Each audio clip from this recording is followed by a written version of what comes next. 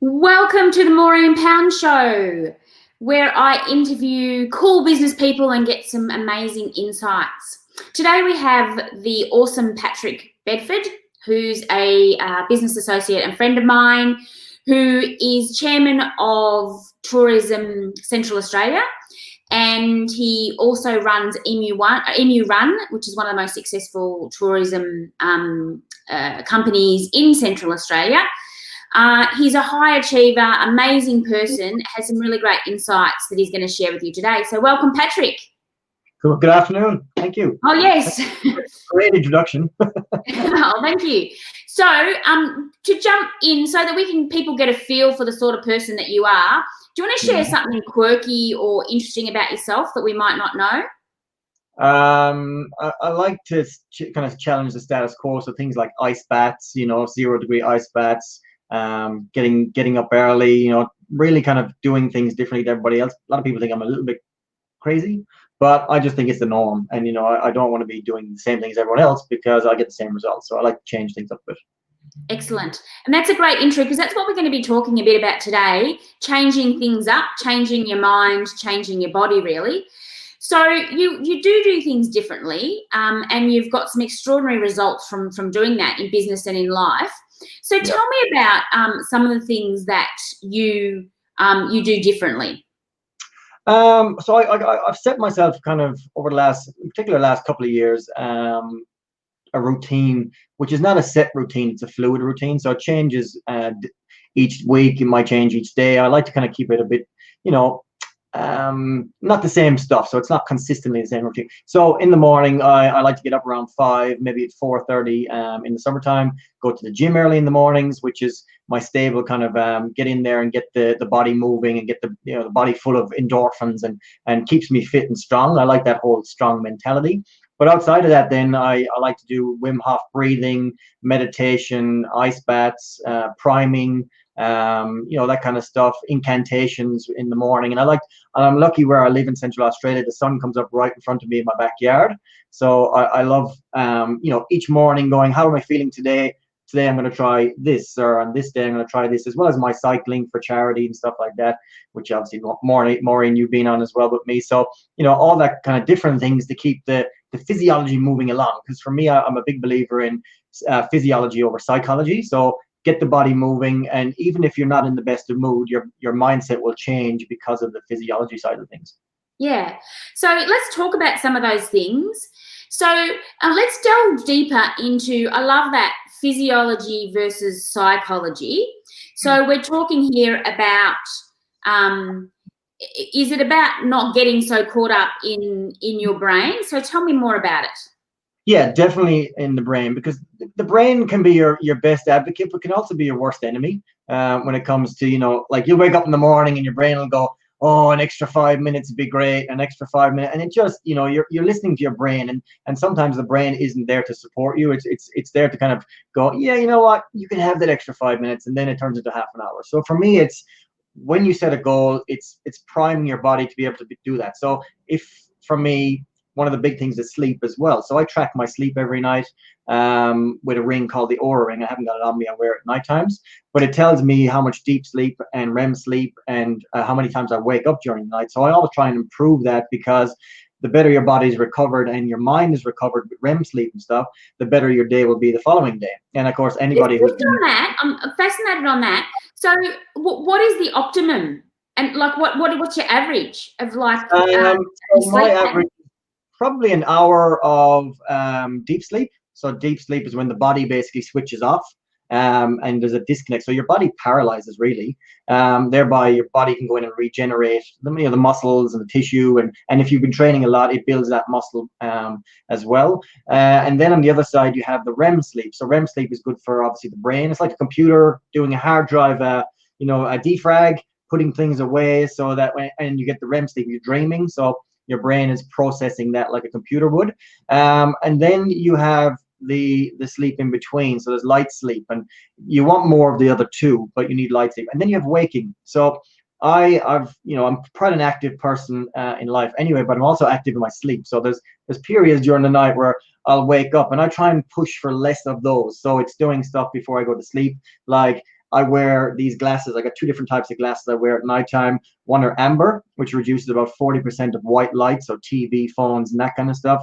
And then I have 100% red, like ultraviolet light glasses. They're like, something out of X-Men, the red glasses. And I wear those maybe an hour before I go to bed.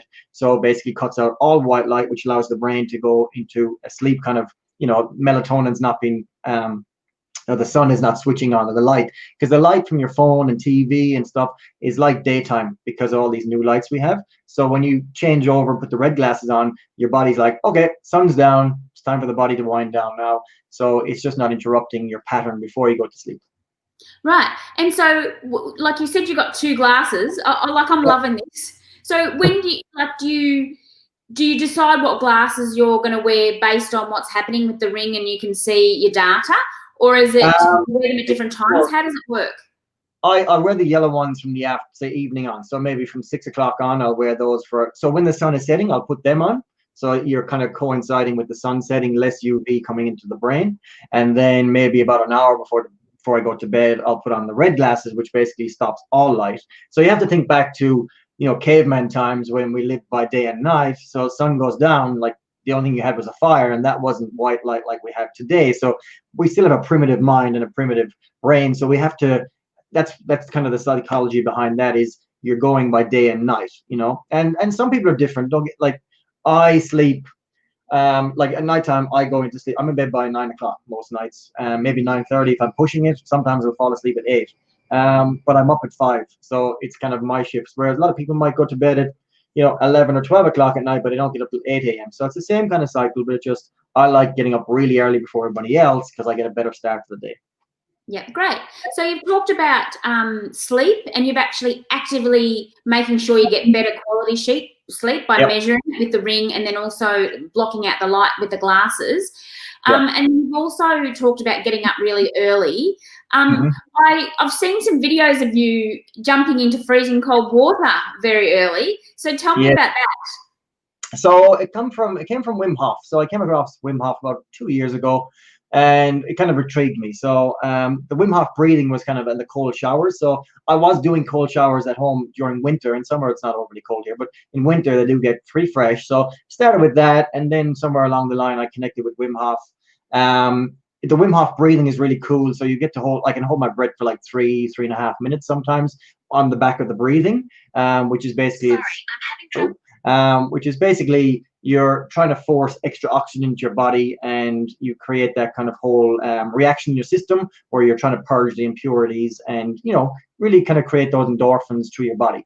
On the back of that, then I kind of came across the ice baths, and that piqued my interest. So now I have an ice freezer. It's a big 500-liter freezer. It's all sealed all the way around. It has a filtration system, a control system for the temperature, and it basically is full of water. And sometimes I've only just started coming back into it now because of COVID. And I actually filled it up with food during COVID. I was like, oh, there could be an issue here with food, so I had bread and other stuff in there for a while, but only just recently. So I've emptied it out and basically filled it back up. So it's at 10 degrees right now.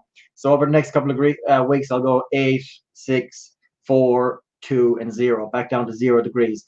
For me, it's a mindset thing. So it's not easy. It's not easy under any stretch of the imagination, but getting in there is a psychological thing for me. It's like I'm testing myself, and on the back of it, one, you're healthier because your body burns more fat, so you're quite lean. I've been down to 66 kilos. I think at one of the previous rides, I'm normally around 75, but that was really healthy and strong for me because I have been doing lots of ice baths and training and cycling as well.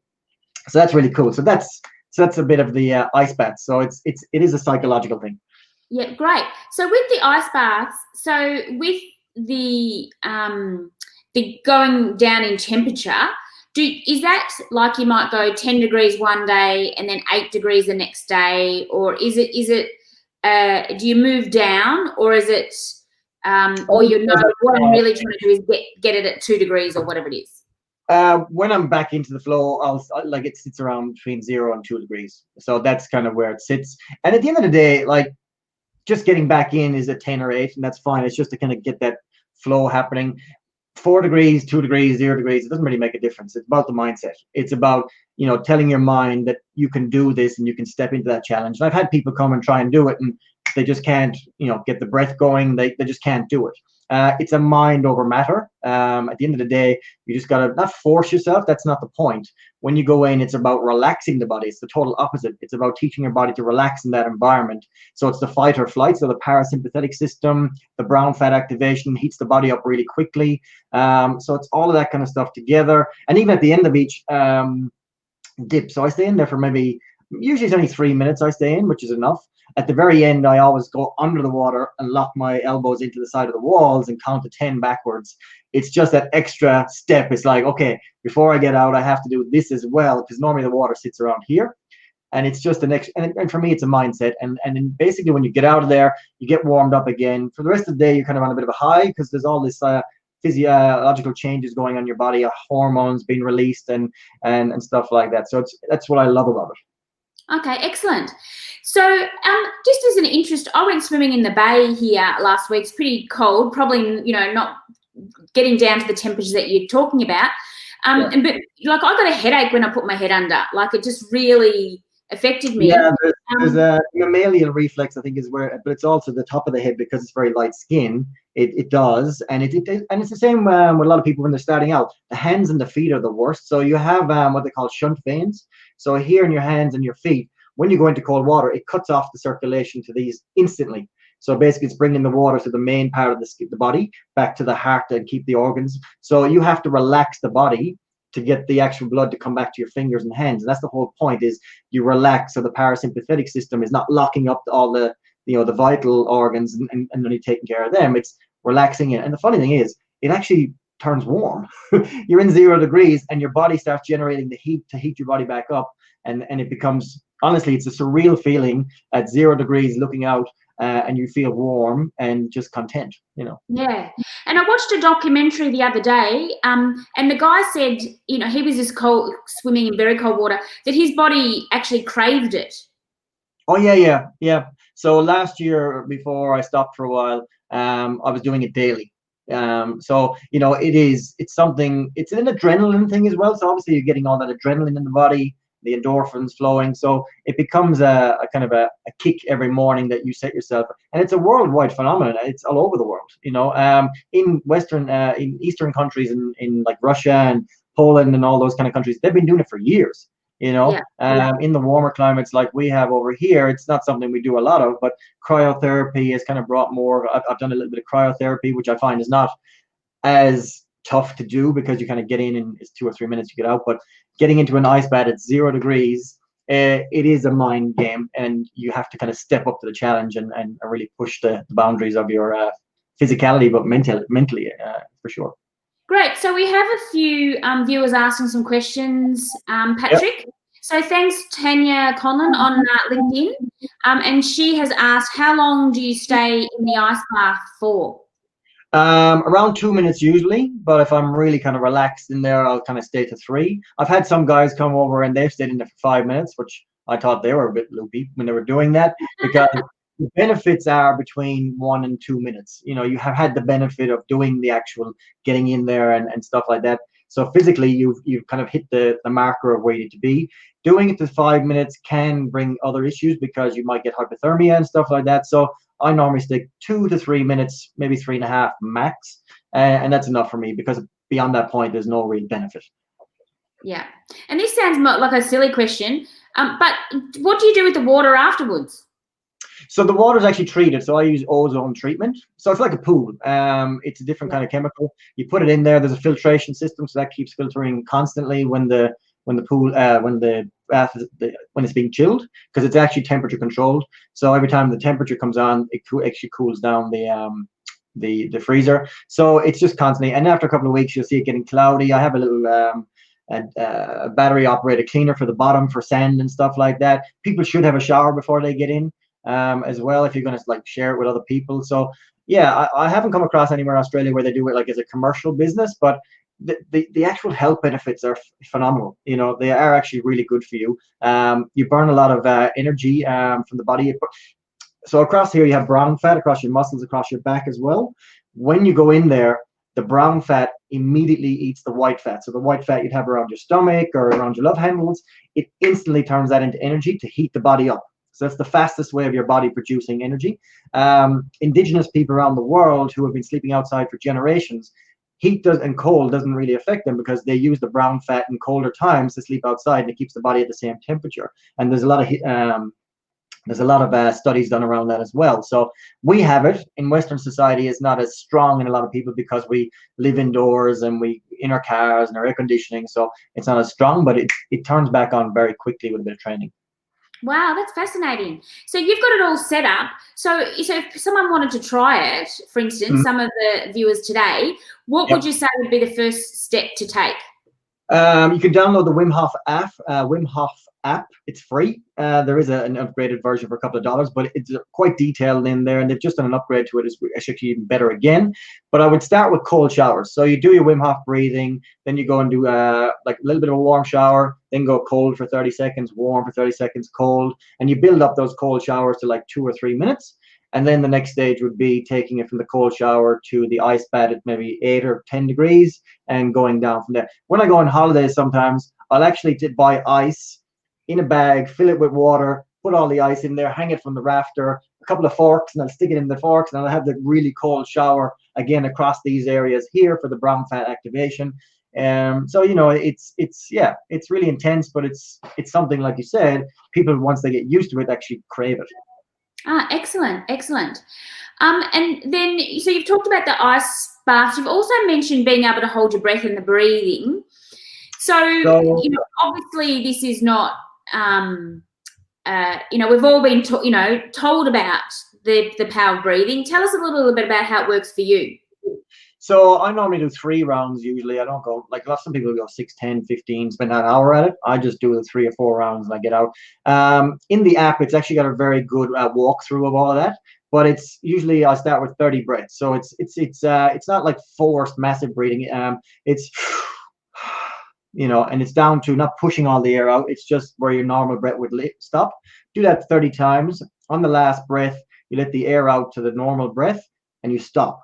And with that point, I'll actually start to kind of meditate a little bit. I'll close my eyes. I'll go internally and just focus on relaxing the body. I actually do time it as part of the Wim Hof.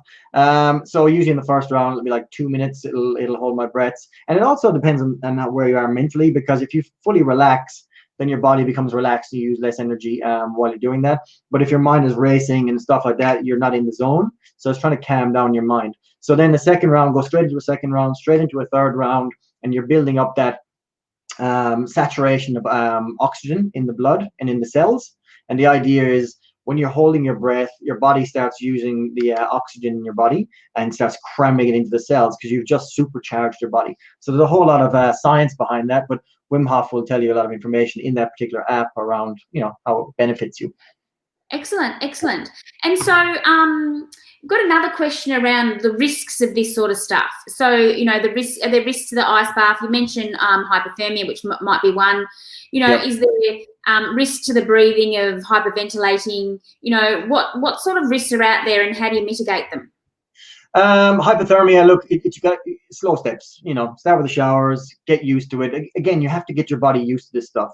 And I've had friends who have done it with me and slowly now they love doing it, so that's really good as well. But it's slow steps and you have to be in a good physical condition, not very good, but for the ice baths, that kind of stuff, you want to make sure that you have your doctor's kind of approval to do that.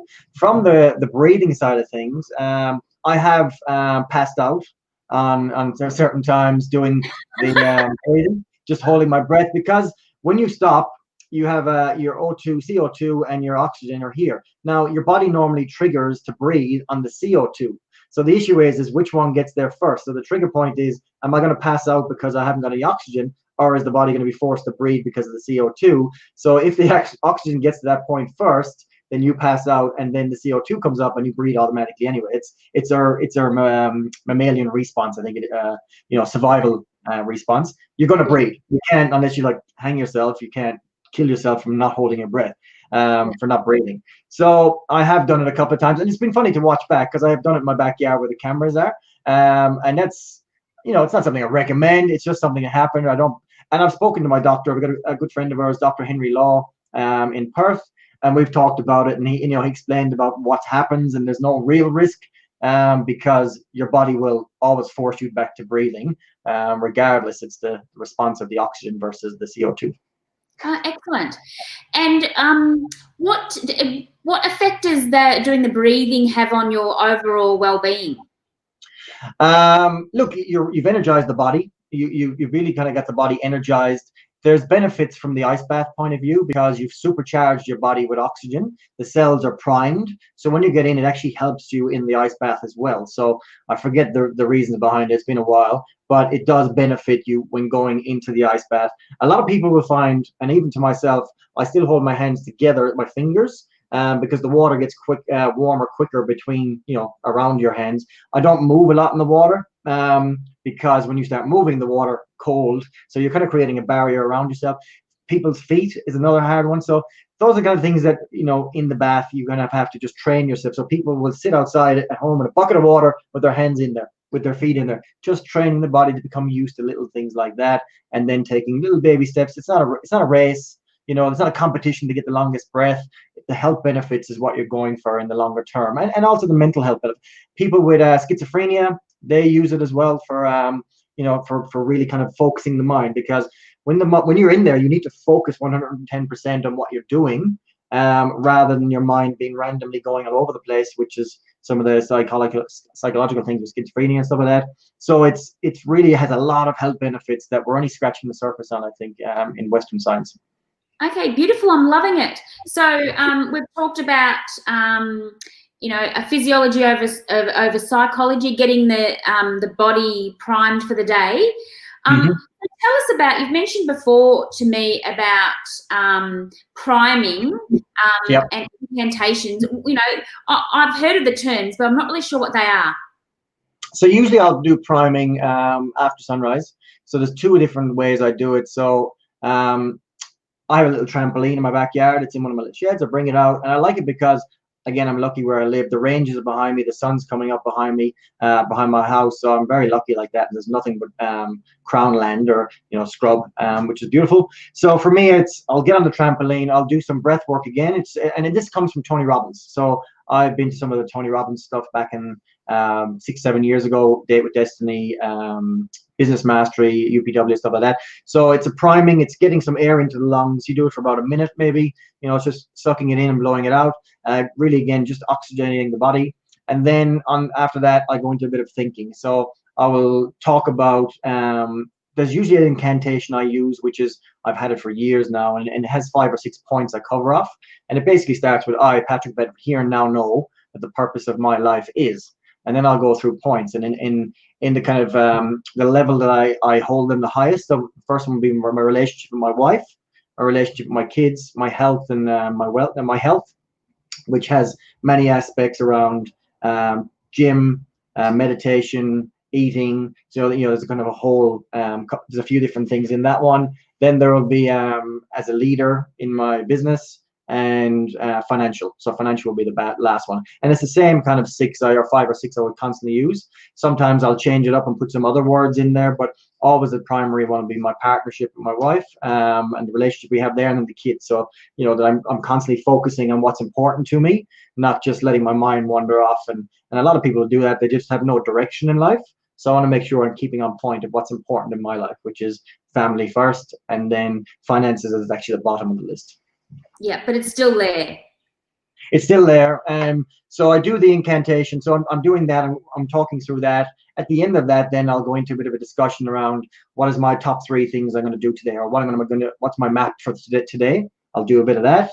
I'll do what am I grateful for. So I'm grateful for where I live, the environment, the beautiful weather, my health, my happiness, the people I work with, my family. I'll talk about that in my own head. Again, it's positivity in the mindset. And then I'll do maybe a 6 months or a 12 months projection of what are the things I'm working towards in the longer scheme of things. I have a funny story around this incantation stuff. So about 3.5 years ago, I've been trying to buy this other business, which I ended up buying, but it was my main competition in the current business I'm in at Run. So they were, we've been going back and forth, and the conversation was happening, but it wasn't getting there. So I went to the gym one morning, a Sunday morning at 5 a.m., finished my workout at 6 a.m., And like we chatted for months. It was just dragging out. So I was walking up and down the car park for about 15 minutes, incantations in my own head. Like, today is the day where I'm going to go in, I'm going to engage him on a higher mental capacity, and I'm going to get this deal done. And I just kept repeating this kind of mantra in my own head. I knew he would be in the office at about 7 o'clock, so it kind of lined up perfectly with me heading to town where I was going. Went in there, I was fully primed, and I said, look, we need to get this happening. Let's get it over the line. Let's get it moving. And 20 minutes later, we'd done a deal, and I bought the business. So it's priming yourself for what you want in life. And I'm always a big believer in, if you think you can't, you're correct. If you think you can, you're correct. Whatever you tell yourself is going to be the outcome. So why would you tell yourself negative thoughts rather than positive thoughts and positive direction? Yeah, beautiful. So it sounds like it's getting you're getting your body in in a great shape to support your mind. So it's like you've got this two-pronged approach of looking after both. Yeah. So the psychology for me is, I feel strong because I've been to the gym, or I've done my priming, and my priming obviously goes into the mind. The ice baths plays into both of those. One, it's healthy for there, but it's also healthy for the mind. So it's always trying to keep myself in tip-top prime physical and mental health. When you're feeling overweight, or when you're feeling sluggish because you're not eating correctly, then that kind of plays on the mind as well. But if you have a two-pronged approach where you're priming your mind, but you're using the physiological side of it to do it as well.